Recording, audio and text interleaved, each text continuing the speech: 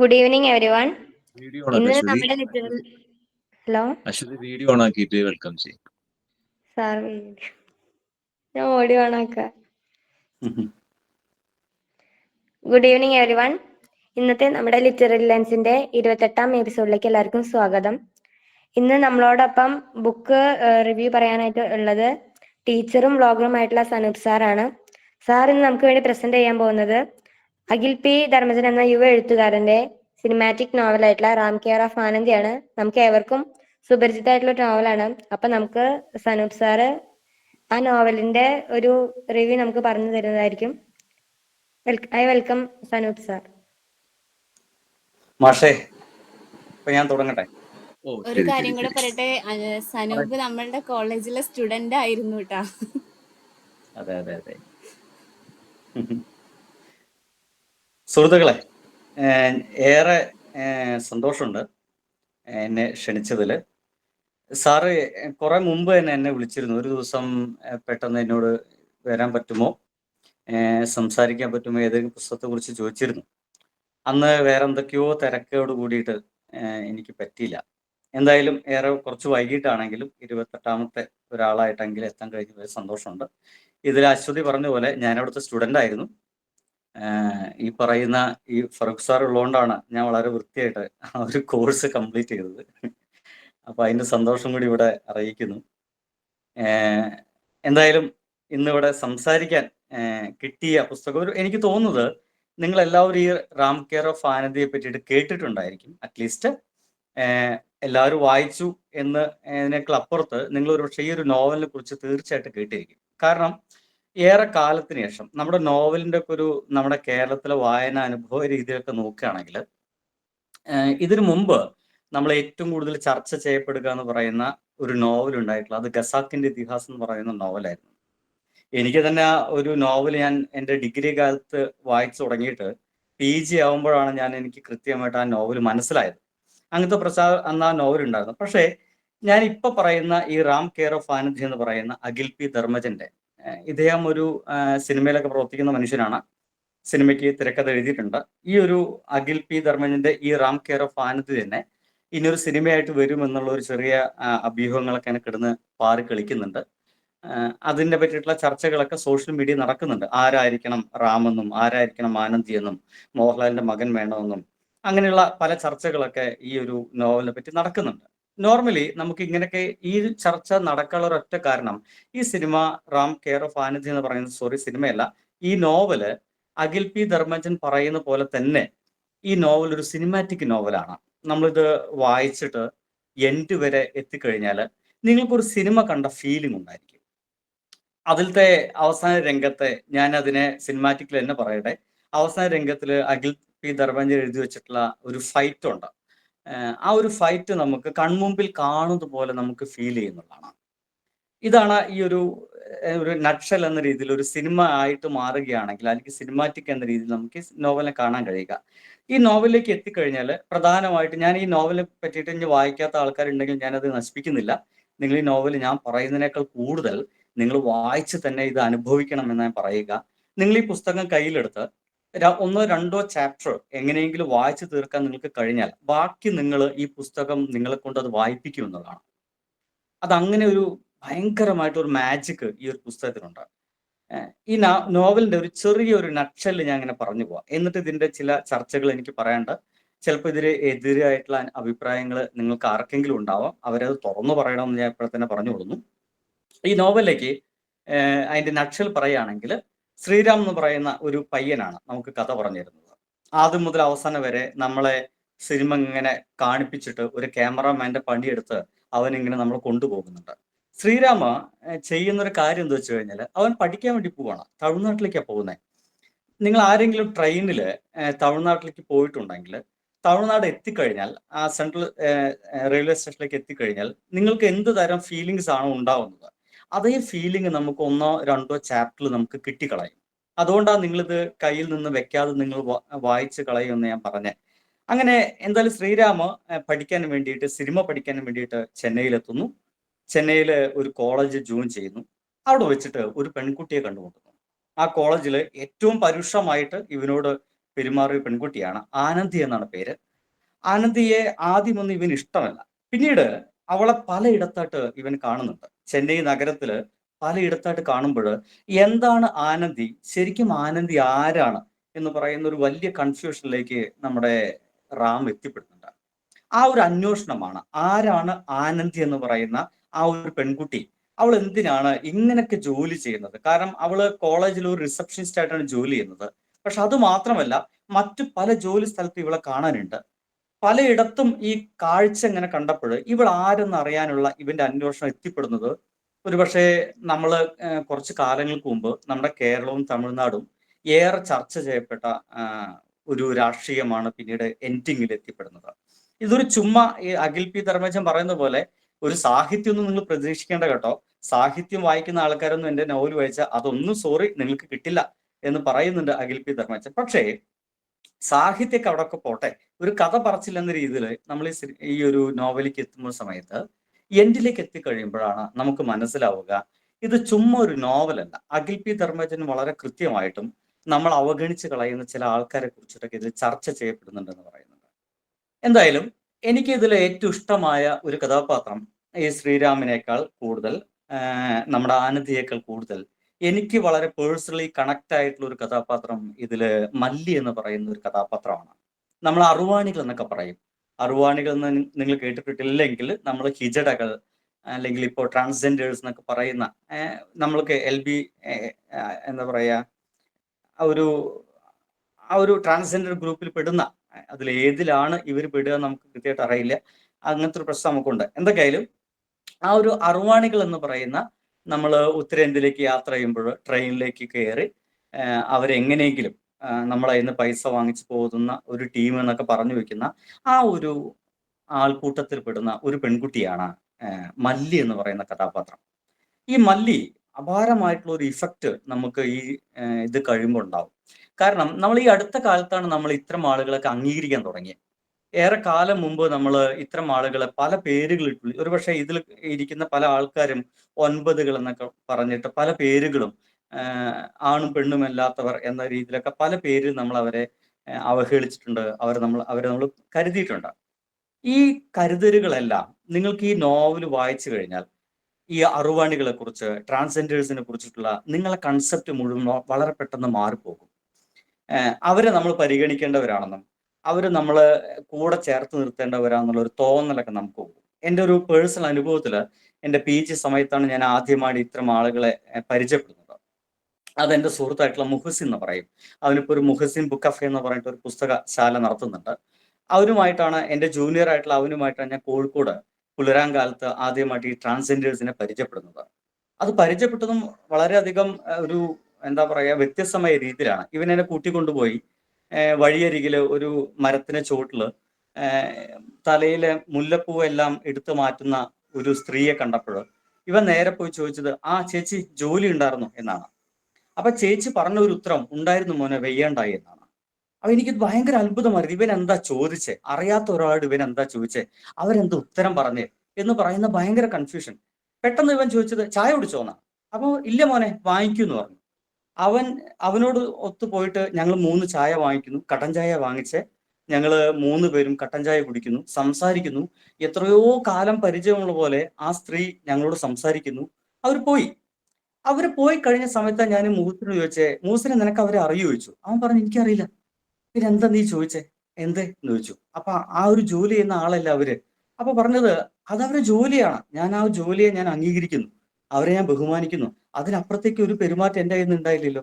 അന്ന് മുതലാണ് മുഹസിന്റെ ആ ഒരു പെരുമാറ്റത്തിന് ശേഷമാണ് ഇത്തരം ആളുകളോടുള്ള എൻ്റെ പെരുമാറ്റത്തിലെ മോശത്തരങ്ങൾ, ഞാൻ അവരെ ഏതോ ഒരു അന്യഗ്രഹ ജീവികളെ പോലെ നോക്കിയിരുന്നു, അതുപോലെ എനിക്ക് തോന്നിയിരുന്നു. ആ തോന്നലുകളൊക്കെ മാറാനുള്ള കാരണം അന്ന് ആ മുഹസിനാണ്.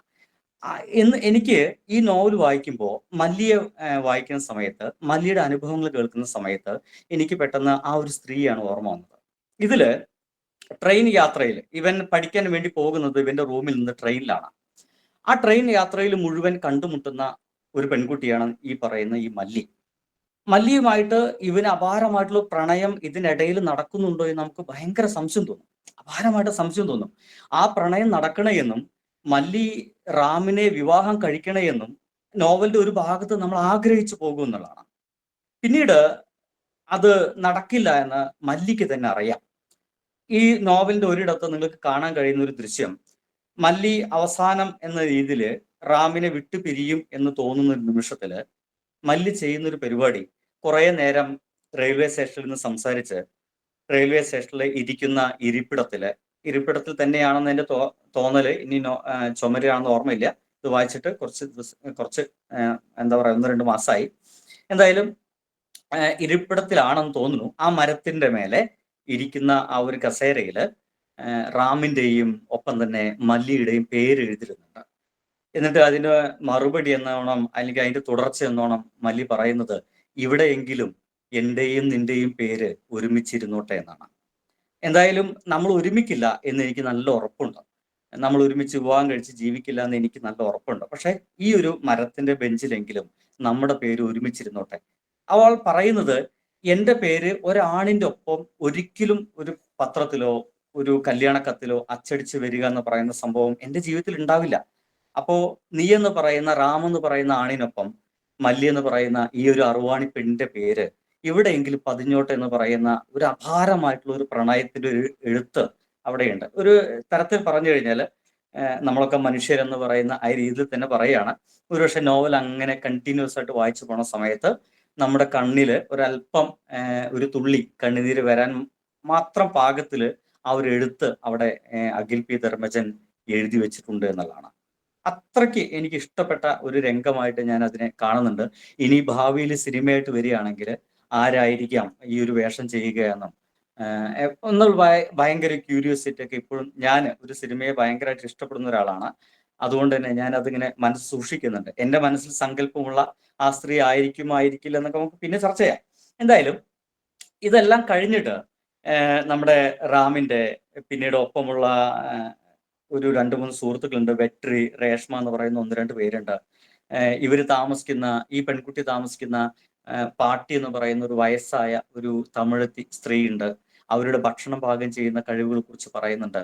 ഇതെല്ലാം കേൾക്കുന്ന സമയത്ത്, ഇതെല്ലാം വായിക്കുന്ന സമയത്ത്, നിങ്ങൾ ഈ നോവലിന്റെ തുടക്കം മുതൽ അവസാനം വരെ എത്തുമ്പോൾ ഒരല്പസ്വല്പമൊക്കെ നിങ്ങൾ തമിഴ്നാട് എന്ന് പറയുന്ന ആ ഒരു സുന്ദരമായിട്ടുള്ള ആ നാട്ടിൽ എത്തിപ്പെടുകയും തമിഴ് കൾച്ചറിനെ നിങ്ങൾ അപാരമായിട്ട് ഇഷ്ടപ്പെടുകയും ഇങ്ങനെയൊക്കെ ഉണ്ടെങ്കിൽ നാളെ തന്നെ ഒന്ന് ചെന്നൈയിലേക്ക് വെച്ചടിച്ചാൽ എന്താ എന്ന ചില തോന്നൽ ഉണ്ടാക്കുകയും ചെയ്യാൻ കഴിയുന്ന തരത്തിലേക്ക് ഈ നോവൽ മാറുന്നുണ്ട് എന്നുള്ളതാണ്. ഈ നോവല് ആദ്യം മുതൽ വായിച്ചു കഴിഞ്ഞ് എനിക്ക് തോന്നുന്നത്, എൻ്റെ ഭാര്യ ഇത് അപാരമായിട്ടുള്ള റീഡർ ഒന്നല്ല, പക്ഷേ ഞാൻ അവളെ കൊണ്ട് ഈ നോവൽ വായിപ്പിച്ചു. നീ ഇതൊന്ന് വായിക്ക് എന്ന് പറഞ്ഞപ്പോൾ അവള് രാത്രികളിൽ മോൻ ഉറങ്ങിക്കഴിഞ്ഞാലുള്ള സമയം മുഴുവൻ ഇത് വായിക്കാൻ എടുത്തു എന്നാണ്. അവളിത് വായിച്ചു തീർത്തത് 3 ദിവസം കൊണ്ടാണ്. 3 രാത്രി എന്ന് പറയാം, വളരെ കുറച്ച് മണിക്കൂറുകൾ എന്ന രീതിയിലാണ് രാത്രി കിട്ടുക. ആ ഉറക്കത്തിനിടയിലുള്ള സമയത്ത് ഇവളിത് വായിച്ചു തീർത്ത് പറഞ്ഞത് അവൾക്ക് ഭയങ്കര ഇഷ്ടമായി, റാമിന് ഇഷ്ടമായി. അവൾ പറഞ്ഞത് ആ റാമിനെയും മല്ലിയൊക്കെ കാണണം. അവസാനം അവൾ ചോദിച്ചത്, എവിടേക്കായിരിക്കും ആനന്ദി പോയത്, എന്തേ റാമിനെ എന്ന് പറഞ്ഞിട്ട് അവൾ ഇങ്ങനെ, എന്തേ റാമിനെ കൂട്ടാഞ്ഞെ എന്ന് പറയുന്ന ഒരു വലിയ കൺഫ്യൂഷൻ ഉണ്ട്. എന്തായാലും നിങ്ങളിപ്പോ ഒരു ഭയങ്കര കൺഫ്യൂഷൻ, ഒരു സ്റ്റേറ്റ് ഓഫ് അഫെയറിലേക്ക് നിങ്ങൾ എത്തിയിട്ടുണ്ടായിരിക്കും. ഇത് തന്നെയാണ് ഈ നോവൽ നമ്മൾക്ക് ഉണ്ടാക്കുന്നതും.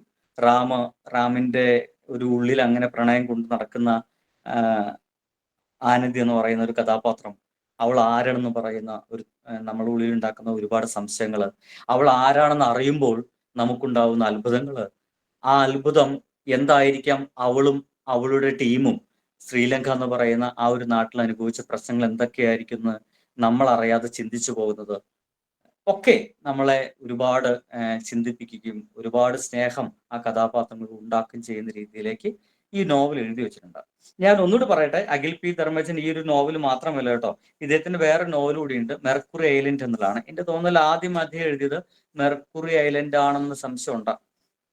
എന്തായാലും അതുകൂടി നിങ്ങൾ ഇതിന് ശേഷം വായിക്കുകയാണെങ്കിൽ നിങ്ങൾ അതൊന്ന് വായിക്കണം എന്ന് ഞാൻ പറയുന്നു. കാരണം എല്ലാവരും ഇപ്പം നമ്മുടെ സോഷ്യൽ മീഡിയയിൽ കാണുന്നത് റാം കെയർ ഓഫ് ആനന്ദിയാണ്. റാം കെയർ ഓഫ് ആനന്ദി വായിക്കാത്ത ആളുകൾ സോഷ്യൽ മീഡിയയിൽ പുറത്താണ് എന്ന് പറയുന്ന രീതിയിലൊക്കെ ഒരല്പം സംഗതിയൊക്കെ ഉണ്ടായിട്ടുണ്ട്. ഈ നോവലെങ്കിലും വായിച്ചിരിക്കണം എന്ന രീതിയിലാണ്. അപ്പോൾ ഞാൻ പറയുന്ന കാര്യം, നിങ്ങൾ റാം കെയർ ഓഫ് ആനന്ദി വായിച്ചിട്ടുണ്ടെങ്കിൽ അതിനെ പറ്റിയിട്ട് 1-2 വാക്കുകൾ ഇവിടെ പറയണം. അത് വായിച്ചിട്ടില്ലെങ്കിൽ നിങ്ങൾ തീർച്ചയായിട്ടും ഈ നോവൽ വായിക്കണമെന്ന് പറയുന്നു. എന്നോട് മാഷ് പറഞ്ഞത്, നിങ്ങളെ കൊണ്ട് ഇത് വായിക്കാൻ പ്രേരിപ്പിക്കണമെന്നാണ്. ഞാൻ ഒരു 15 മിനിറ്റ് ആകുന്നു ഇപ്പൊ സംസാരം തുടങ്ങിയിട്ട്. ഈ 15 മിനിറ്റിൽ വളരെ പെട്ടെന്ന് അവസാനിപ്പിക്കാവുന്ന രീതിയിലാണ് ഞാൻ തുടങ്ങിയത്. ബാക്കി നിങ്ങളുടെ അഭിപ്രായങ്ങളൊക്കെ കേൾക്കാലോ വിചാരിച്ചു, വായിച്ചവരുണ്ടെങ്കിൽ. അപ്പോൾ ഈ ഒരു 15 മിനിറ്റിനോടെ ഞാൻ ഈ പറഞ്ഞ കാര്യങ്ങളൊക്കെ വെച്ചിട്ട് നിങ്ങൾക്കത് വായിക്കാൻ തോന്നുന്നുണ്ടോ എന്ന് എനിക്കറിയില്ല. തോന്നുന്നുണ്ടെങ്കിൽ അത് യെസ് പറയുക, ഇല്ലെങ്കിൽ എൻ്റെ പ്രശ്നം എന്ന് മാത്രം ഞാൻ അതിനെ പറഞ്ഞുകൊള്ളുന്നു. എന്തൊക്കെയായാലും സുഹൃത്തുക്കളെ, ഇത് വായിക്കുക എന്ന് തന്നെ എനിക്ക് പറയാനുള്ളത്. Read read read, that's all. So let me wind it up. Thank you sir. Sanath sir നല്ല രീതിയിൽ തന്നെ നമുക്ക് റാം കെയർ ഓഫ് ആനന്ദി എന്നുള്ള കഥേനെ നമുക്ക് ചെറിയൊരു രീതിയിൽ പരിചയപ്പെടുത്തി തന്നിട്ടുണ്ട്. ബാക്കി നമ്മളോട് വായിക്കാൻ സാർ പറഞ്ഞത്. ആദ്യം തന്നെ ഈ ഒരു നോവൽ വായിച്ചൊരു വ്യക്തി എന്ന നിലയിൽ ഞാൻ പറയുകയാണെങ്കിൽ, സത്യം പറഞ്ഞു കഴിഞ്ഞാൽ ഞാൻ ഒരുപാട് കാലം മുന്നേ വായിക്കണം എന്ന് വിചാരിച്ചായിരുന്നു. ആ ടൈമിലൊന്നും ഈ നോവൽ അത്ര ഫേമസ് ഒന്നും ആയിട്ടുണ്ടായിരുന്നില്ല. പക്ഷെ അത് ഭയങ്കര ഫേമസ് ആയതിനു ശേഷമാണ് എനിക്ക് ആ ബുക്ക് കയ്യിൽ കിട്ടിയത് വായിക്കാൻ, എൻ്റെ ഒരു ഫ്രണ്ട് വഴി. ഏകദേശം ഞാൻ എൻ്റെ ഡിഗ്രി ലാസ്റ്റ് സെം പഠിക്കുന്ന ടൈമിലാണ്. പക്ഷെ ഇതൊരു ദിവസം ഞാൻ വായിക്കായിരുന്നു. പിന്നെ ഞാൻ ഏത് നേരം ഫോണിൽ കളിച്ചോണ്ടിരുന്ന, ഹോസ്റ്റലിൽ ചെന്നാലും ഫോണിൽ കളിച്ചോണ്ടിരിക്കുന്ന ഒരു വ്യക്തിയായിരുന്നു ഞാൻ. പക്ഷെ ഞാൻ ഫോണൊക്കെ മാറ്റി വെച്ച് ഇതിന്റെ അവസാനം അറിയാൻ വേണ്ടിയിട്ട് എന്തിന് ഈവൻ സാറ് ക്ലാസ് എടുക്കുമ്പോൾ വരെ ഞാൻ അടിയിൽ ബുക്ക് വെച്ച് വായിച്ചിട്ടുള്ള ഒരു വ്യക്തിയാണ്. അത്രയും എനിക്കിത് ക്യൂരിയോസിറ്റി, അടുത്തത് എന്താ ഉണ്ടാവുക, നമ്മൾ ഓരോ ഇതില് ഭാഗങ്ങൾ വായിക്കുമ്പോൾ നമുക്ക് അടുത്തത് എന്തുണ്ടാവും എന്നുള്ളൊരു ക്യൂരിയോസിറ്റി ഉണ്ടാവുന്നുണ്ട്. പറയുമ്പോൾ ഇത് അത്ര സാറ് പറഞ്ഞ പോലെ അത്ര സാഹിത്യപരമായിട്ടുള്ള ഒരു നോവലൊന്നും അല്ല, പക്ഷെ നമ്മളെ പിടിച്ചിരുത്താൻ കഴിയുന്ന എന്തോ ഒന്ന് ഇതിലുണ്ട്. അത്ര ഭയങ്കര ഒരുപാട് സാഹിത്യപരമായ നോവൽ വെച്ച് അങ്ങനെ ക്രിറ്റിക്സ് ഒക്കെ ഉള്ള ആൾക്കാർക്ക് ചിലപ്പോൾ ഇത് അത്ര ദഹിക്കണം എന്നില്ല. പക്ഷെ ഞാൻ അധികം ബുക്കൊന്നും വായിക്കാത്ത, എന്നാൽ ബുക്ക് വായിക്കാൻ ഇഷ്ടപ്പെടുന്ന ഒരാളാണ്. അപ്പൊ എനിക്കിത് വായിച്ചപ്പോൾ എനിക്ക് നല്ല ഇഷ്ടപ്പെട്ടു.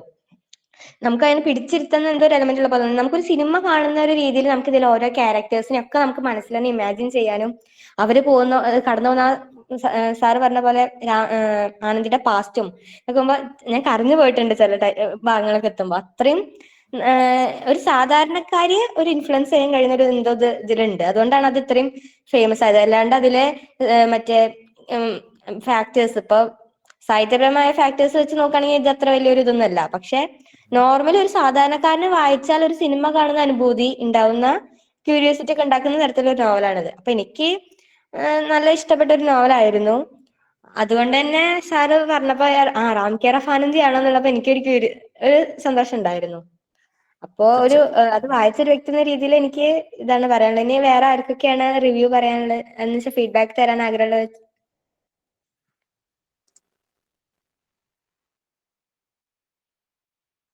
എനിബഡി?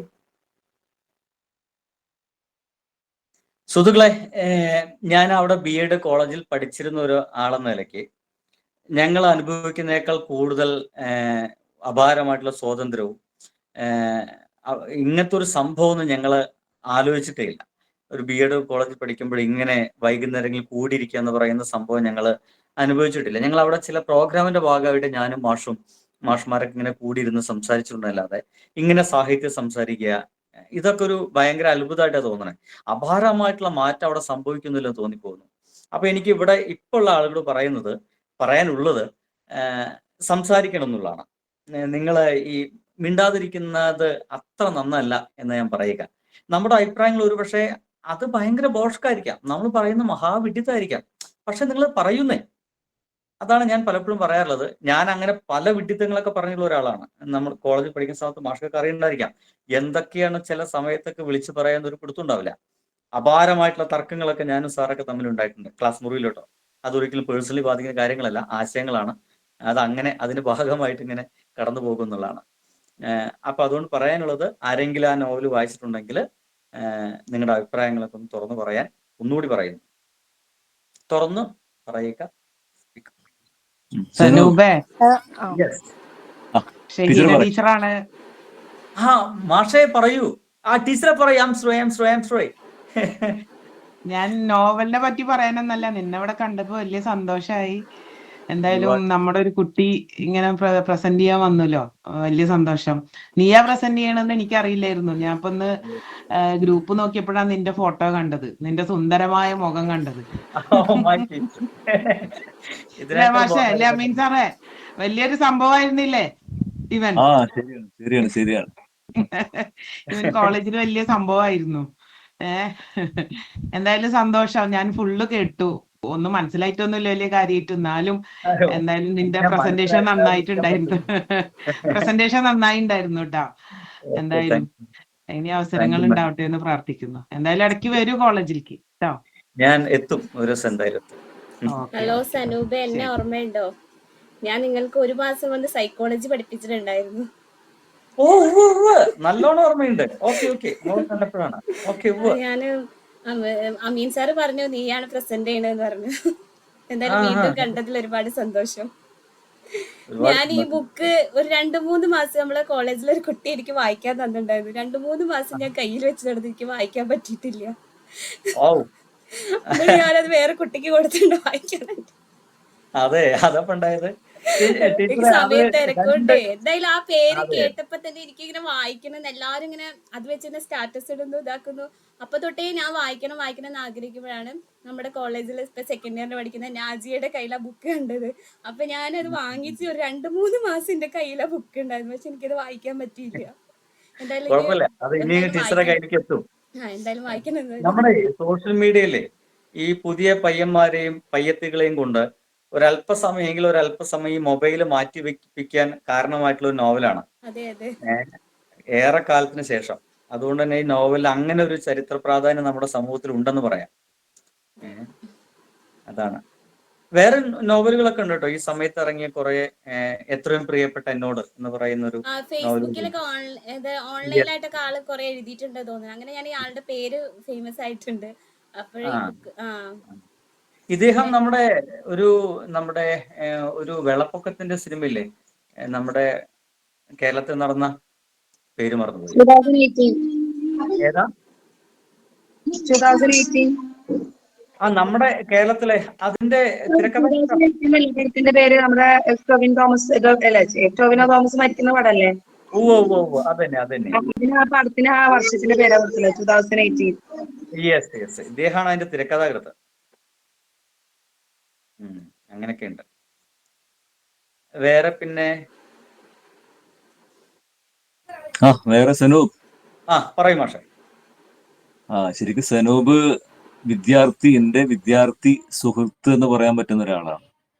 ഒരേ സമയം വിദ്യാർത്ഥിയായിട്ടും എന്റെ സുഹൃത്തായിട്ടും ബന്ധങ്ങൾ കാത്തു സൂക്ഷിക്കുന്ന ഒരു വ്യക്തിയാണ് സനൂപ്. പിന്നെ ഇപ്പൊ ഞാൻ ഈ പുസ്തകത്തിന്റെ പേര് കണ്ടപ്പോഴേ എനിക്ക് ഭയങ്കര കൺഫ്യൂസ്ഡ്. എന്താണ് ഈ സാധനം? റാം എന്ന് കാണാനുണ്ട്. ആ നന്ദി എന്നാണോ, ഇനി എന്താണ് നന്ദി പറയാണോ എന്ന് കരുതിയിരിക്കുന്നത്. ആരോടാണ് ഈ നന്ദി പറയുന്നത് എന്നുള്ളത് പിന്നെയാണ് ആനന്ദി എന്ന് പറയുന്ന പേരാണ് മനസ്സിലായത്. ഇപ്പൊ എന്തായാലും നിർഭാഗ്യവശാൽ സെനോവ് പഠിക്കുന്ന സമയത്തൊന്നും റിവ്യൂ പറയുക ഇങ്ങനത്തെ പ്ലാറ്റ്ഫോം ഇല്ല. പിന്നെ അതുപോലെ തന്നെ സിലബസ് ഒക്കെ മാറിയിട്ടുണ്ട്. ഇപ്പോ പുസ്തകം വായിക്കണം, കുട്ടികൾ വായിച്ചിട്ട് റിവ്യൂ പറയണം. EPC എന്ന് പറയുന്ന ഒരു പേപ്പറിൽ പ്രസന്റ് ചെയ്യാനുള്ള ഒരു പ്രാക്ടിക്കൽ സെഷൻ ഉണ്ട്. അപ്പൊ അതില് ഓരോ കുട്ടികളും പുസ്തകം വായിച്ചിട്ട് കോളേജിൽ കുട്ടികളെ മുന്നിൽ പ്രസന്റ് ചെയ്യണം, റിവ്യൂ പറയണം. അപ്പൊ ആ ഒരു സംഭവം സെനോവ് പഠിക്കുന്ന കാലഘട്ടത്തിലൊന്നും ഉണ്ടായിരുന്നില്ല. അപ്പൊ അത് എങ്ങനെയാണ് ഒരു റിവ്യൂ പറയേണ്ടത്? ഈ കുട്ടികൾ പലരും റിവ്യൂ പറയുമ്പോൾ സമ്മറി പറഞ്ഞു പോകാറാണ്. ഒരു റിവ്യൂവിന്റെ ഒരു പേഴ്സണൽ ഒപ്പീനിയനും അതേപോലെ ആ ലാംഗ്വേജിന്റെ മഹത്വവും അല്ലെങ്കിൽ നമ്മളെ ലൈഫുമായിട്ട് കണക്ഷനും അങ്ങനെയൊന്നും കൂടുതലായിട്ട് കുട്ടികൾ പറയാതെ ആയിരിക്കാം, എനിക്ക് തോന്നുന്നു പറയാതെ ആയിരിക്കാം കൂടുതൽ പേരും റിവ്യൂ പറയുന്നല്ലോ, സമ്മറിയിലേക്ക് മാത്രം ഫോക്കസ് ചെയ്തുകൊണ്ട്. അപ്പൊ ഇത് എങ്ങനെയാണോ ഒരു റിവ്യൂ പറയേണ്ടത് അതിന്റെ ഒരു കൃത്യമായിട്ടുള്ള ഒരു ക്ലാസ് രൂപത്തിലാണ്, ഒരു കാപ്സ്യൂൾ രൂപത്തിലാണ് സനൂപ് ഇന്ന് പ്രസന്റ് ചെയ്തിട്ടുള്ളത്. ഇപ്പൊ റെഫറൻസ് ആയിട്ട് ഇനി റിവ്യൂ പറയാൻ പോകുന്ന കുട്ടികൾക്ക് നമ്മൾ ഈ പ്ലാറ്റ്ഫോമിലും അതുപോലെ നമ്മുടെ കോളേജിൽ EPC എന്ന പേരിൽ നടക്കുന്ന ആ റിവ്യൂ പറച്ചിലിനും ഒരു റെഫറൻസ് വീഡിയോ ആയിട്ട് സനൂപിന്റെ ഈ വീഡിയോ ഉപയോഗപ്രദമാണ്. അപ്പൊ എല്ലാവരും വരും ദിവസങ്ങളിൽ സനൂപിന്റെ ഈ വീഡിയോ ഒരു റെഫറൻസ് ആയിട്ട് ഞങ്ങൾക്ക് പറഞ്ഞു കൊടുക്കാം. എന്തായാലും ഞാൻ കണ്ടതിൽ കുറച്ച് നല്ല റിവ്യൂസിൽ പെട്ട ഒരു റിവ്യൂ ആണ് സനൂപ് എന്ന് പറഞ്ഞിട്ടുള്ളത്. വളരെ കൃത്യമായിട്ട് അത് ലൈഫുമായിട്ട് കണക്ട് ചെയ്ത് ശരിക്കും ഞാൻ വീഡിയോ ഓൺ ആക്കിയിട്ട് സനൂപിന്റെ മുഖത്തുനിന്ന് കണ്ണിമ വെട്ടാതെ ഒരു 2 സെക്കൻഡ് മാത്രമാണ് മാറിയിരുന്നത്. അതിനപ്പുറത്തേക്ക് ഞാൻ മാറിയിരുന്നിട്ടില്ല. അത് മുഴുവൻ കേൾക്കാൻ, അതേപോലെ അത് കൃത്യമായിട്ട് എങ്ങനെയാണോ ഡയലോഗ് പറയുന്നത് ആ ഒരു presentation, way of presentation awesome, അടിപൊളിയായിരുന്നു. എന്തായാലും വളരെ സന്തോഷം. ഇന്നാണ് ഞാൻ സുനൂബിനോട് പറഞ്ഞത് തോന്നുന്നു വരാൻ അതെ വേണ്ടിയിട്ട്. അപ്പൊ ഒരു മടിയും കൂടാതെ ഞാൻ വ്ളോഗറാണെന്നോ അല്ലെങ്കിൽ തിരക്കുള്ള ആളാണെന്നോ ഒന്നുപോലും പറയാതെ, തിരക്കുണ്ടെന്ന് ഞങ്ങൾക്കറിയാം, എന്നാലും അതിന് ഇത്തിരി പോലും മടി കാണിക്കാതെ സനൂപ് വന്നു. വളരെ സന്തോഷം. എന്തായാലും വരും ദിവസങ്ങളിൽ സനൂപിന്റെ യഥാർത്ഥ രൂപം നമുക്ക് ജീവനോടെ തന്നെ, ശരിക്കും രൂപത്തോടെ തന്നെ നമ്മൾ കോളേജിലേക്ക് കാണാൻ സാധിക്കട്ടെ. സനൂപ് എന്തായാലും കോളേജിലേക്ക് ഒരു ദിവസം വരണം, നമ്മൾ തീർച്ചയായിട്ടും കുട്ടികളുമായിട്ട് സംബന്ധിക്കണം. ഓക്കെ, വളരെ സന്തോഷം. ഒരുപാട് സന്തോഷം. എല്ലാവരോടും സ്നേഹം. Hello sir, yes. എനിക്ക് പറയാനുള്ളത് ആദ്യം തന്നെ പറയട്ടെ, ഈ സോഷ്യൽ മീഡിയക്ക് സാധിക്കാത്തത്, ഞാൻ സോഷ്യൽ മീഡിയയിൽ അത്യാവശ്യം ആക്റ്റീവായി പാർട്ടിസിപ്പേറ്റ് ചെയ്തില്ലെങ്കിലും നന്നായി വ്യൂ ചെയ്യണ ഒരു വ്യക്തിയാണ്. അപ്പോ ആ സോഷ്യൽ മീഡിയക്ക് കഴിയാത്ത ഒരു സംഭവം ഇവിടെ നിന്ന് സാറിനെ കൊണ്ട് സാധിച്ചു. എനിക്ക് ഈ ബുക്ക് വായിക്കാൻ തോന്നി. ഈ താങ്ക് യു. ഓവറായിട്ട് ഹൈപ്പ് ഉണ്ടാവുന്ന കാര്യങ്ങളോട് ഞങ്ങള് അപ്പൊ എന്തോ ഒരു വിമിഷ്ടം തോന്നുന്ന കൂട്ടത്തിലാണ് ഞാൻ. പക്ഷെ ഈ ഒരു റിവ്യൂ കേട്ടോട് കൂടിയിട്ട് നമ്മളിപ്പോ കേൾക്കുമ്പോ അമീൻ സാർ പറഞ്ഞ പോലെ ഇതാണ് ഒരു review, like this should be A model എന്നുള്ള നിലയ്ക്ക് എനിക്ക് ഫീൽ ചെയ്തു. അതുപോലെ നല്ല ആ നോവലിലെ സിനിമാറ്റിക് എക്സ്പീരിയൻസിനെ കുറിച്ച് പറയുന്നതോട് കൂടി ഞങ്ങൾക്ക് മറ്റൊരു തലത്തിലുള്ള ഒരു എക്സ്പീരിയൻസ് തരാൻ സാറിന് സാധിച്ചു. Thank you for that. And of course ഈ ബുക്ക് വായിക്കാനുള്ള ഒരു ആഗ്രഹം വന്നിട്ടുണ്ട്. അപ്പൊ എന്തായാലും തീർച്ചയായും വായിക്കുന്നതായിരിക്കും. Thank you okay, sir. Thank you. You welcome, you welcome. Thank you. സന്തോഷം മാഷെ. ഇനി ആർക്കെങ്കിലും റിവ്യൂ പറയാൻ താല്പര്യം ഉണ്ടാവും, ഫീഡ്ബാക്ക് പറയാൻ? സർ, ഞാൻ ഈ ബുക്ക് വായിച്ചിട്ടില്ലാത്ത ഒരാളാണ്. ഓക്കെ. സത്യം പറഞ്ഞാൽ ബുക്ക് റിവ്യൂ 2-3 ആഴ്ചയായിട്ട് സ്കിപ്പ് ചെയ്ത ഒരാളും കൂടിയാണ്. കാരണം ഞങ്ങളിപ്പോൾ BEd സെക്കൻഡ് ഇയർ ആണ്. അപ്പോൾ ടീച്ചിങ് പ്രാക്ടീസ് ആകെ തിരക്ക് എന്ന് പറയാം. പക്ഷെ എന്നാലും ഇന്ന് ഗ്രൂപ്പിൽ ഈ ഫോട്ടോ കണ്ടപ്പോൾ ഒരു ആകാംക്ഷ ഉണ്ടായിരുന്നു. ഒന്നാമത് അമീൻ സാർ പറഞ്ഞ പോലെ ആ പേര് തന്നെ, നന്ദിയാണോ, ഇത് എന്താ സംഭവം, ഞാനിത് വായിക്കാത്ത ആളായ കാരണം കൊണ്ട് എന്തായാലും ഒന്നാമത് സാറ് പറഞ്ഞ ഒരു മുത്തശ്ശിയുടെ കാര്യം പറഞ്ഞില്ലേ, ആ ചട്ടുകം പിടിച്ച് നിൽക്കുന്ന ഫോട്ടോ, അപ്പൊ ആ പിക്ചർ കാണുമ്പോൾ തന്നെ അതില് നമുക്ക് എന്തോ ഒരു അട്രാക്ഷൻ തോന്നിയിരുന്നു. പിന്നെ വളരെ നല്ലൊരു അവതരണമായിരുന്നു. ഇപ്പൊ സാറ് പറഞ്ഞ പോലെ ഇങ്ങനെയാണ് പറയേണ്ടതെന്ന് നമുക്ക് മനസ്സിൽ ആക്കിത്തരാനും കൂടെ പറ്റിയിരുന്നു. പിന്നെ അതുപോലെ സാറ് പറഞ്ഞതിൽ ഇപ്പൊ സാറ് വൈഫിനെ സപ്പോർട്ട് ചെയ്യുന്ന ഒരു കാര്യം പറഞ്ഞില്ലേ, ബുക്ക് റീഡ് ചെയ്യാൻ. ഇപ്പൊ ഞങ്ങൾ പലരും അങ്ങനെ ചെറിയ കുട്ടികളുള്ളവരും അല്ലെങ്കിൽ അങ്ങനെയൊക്കെ ആയിട്ട് വായന ബ്രേക്ക് ചെയ്ത് പോയ ആൾക്കാരൊക്കെയാണ്. അപ്പൊ നൈറ്റിലാണെങ്കിലും അങ്ങനെ 3 ദിവസം എടുത്തിട്ടാണെങ്കിലും അങ്ങനെ വായിച്ചു എന്ന് പറഞ്ഞില്ലേ, ആ ഒരു സപ്പോർട്ട് ചെയ്യുന്ന ആ ഒരു മൈൻഡിനും ഒരു ബിഗ് സല്യൂട്ട് ഉണ്ട്. Thank you. പിന്നെ എനിക്ക് ഇതുപോലെ തന്നെ നമുക്കത് വായിക്കണം എന്ന് തോന്നുന്ന രീതിയിലുള്ള ഒരു അവതരണമായിരുന്നു. വളരെ നന്നായിട്ട് തോന്നി. ഒരുപാട് സന്തോഷം. Okay sir. Okay, thank you. ഇനി ആരെങ്കിലും ഉണ്ടോ? ഇനി ഇല്ലെങ്കിൽ നമുക്ക് ഇന്നത്തെ എപ്പിസോഡ് നമുക്ക് വൈൻഡ് ചെയ്യാലോ സർ? അപ്പൊ നമുക്ക് ഇന്ന് റാം കെയർ ഓഫ് ആനന്ദി എന്ന് പറയുന്ന ബുക്ക് നമുക്ക് പ്രസന്റ് പറയൂ. സാറെന്നെ ഓർക്കുന്നുണ്ട് ഷഹീറാനെ? ഷഹീറ ഈ സ്കോളറില് കുട്ടിയെ ഞാൻ എനിക്ക് മുഖം വിട്ടു പോണു. നമ്മൾ 2-3 കൊല്ലം ഒപ്പം നിന്നുണ്ടായിരുന്നു. അതെ, ക്യാമറയിൽ സൗന്ദര്യം കുറച്ച് കുറയും, അതാണ് ക്യാമറയെ കാണുമ്പോഴേ. പ്രായമാവല്ലോ സാറേ. ഞാനേ പറയൂ. സമയത്ത് ദീപ ടീച്ചർ എപ്പോഴും പറയാറുണ്ടായിരുന്നു സനൂപ് സാറെ ക്ലാസ് ഒന്ന് കേൾക്കണമെന്ന്. കാരണം ഇംഗ്ലീഷിലെ കുട്ടികൾ എപ്പോഴും പറയും അവരെ പിടിച്ചിരുത്താൻ സാറിന് കഴിഞ്ഞിട്ടുണ്ട്. അപ്പൊ അന്ന് ഇങ്ങനെ പറയും എന്തെങ്കിലും ഒരു ദിവസം സനൂപ് സാറ് ക്ലാസ് പോയി കേൾക്കും. പക്ഷെ ഇന്നാണ് അതിന് ഭാഗ്യം കിട്ടിയത്. ഇപ്പോഴാണ് മനസ്സിലായത് വെറുതെ അല്ലേ കുട്ടികൾ പിടിച്ചിരുത്തണത്. നല്ല അവതരണമായിരുന്നു. ഞാനീ പറഞ്ഞ പോലെ 2-3 ആഴ്ചത്തതൊക്കെ സ്കിപ്പ് ചെയ്ത ആളാ. പക്ഷെ ഇന്ന് സാറിനെ കണ്ടപ്പോ എന്തായാലും വീട്ടിൽ ക്ലാസ് കാണും എന്ന് വിചാരിച്ചിട്ടാണ് ഇരുന്നത്. പക്ഷെ നല്ല അവതരണമായിരുന്നു, നല്ല രസമുണ്ടായിരുന്നു. ഇത് വായിക്കാനൊരു, അതായത് ഞങ്ങളൊക്കെ ഇതുപോലെ വായന ബ്രേക്ക് ചെയ്ത് വരാം, വായിക്കാനൊരു ആകാംക്ഷ ഇതിൽ നിന്നുണ്ടായി. വളരെ സന്തോഷം, കാണാൻ സാധിച്ചത് വളരെയേറെ സന്തോഷം. സന്തോഷം. നല്ല വാക്കുകൾക്ക്. അപ്പൊ നമ്മുടെ ലിറ്ററൽ ലെൻസിന്റെ 28ാമത്തെ എപ്പിസോഡ് ഇവിടെ വൈൻഡപ്പ് ചെയ്യാണ്. നമുക്ക് വേണ്ടിയിട്ട് ഇവിടെ ഒത്തുകൂടി എല്ലാവർക്കും നന്ദി. നമുക്ക് വേണ്ടി ബുക്ക് പ്രസന്റ് ചെയ്ത് തന്ന സനൂപ് സാറിന് ഒരുപാട് നന്ദി. Thank you sir. Thank you sir. Thank you sir. Okay, bye. മാഷേ താങ്ക് യു. ശരി ശരി ശരി.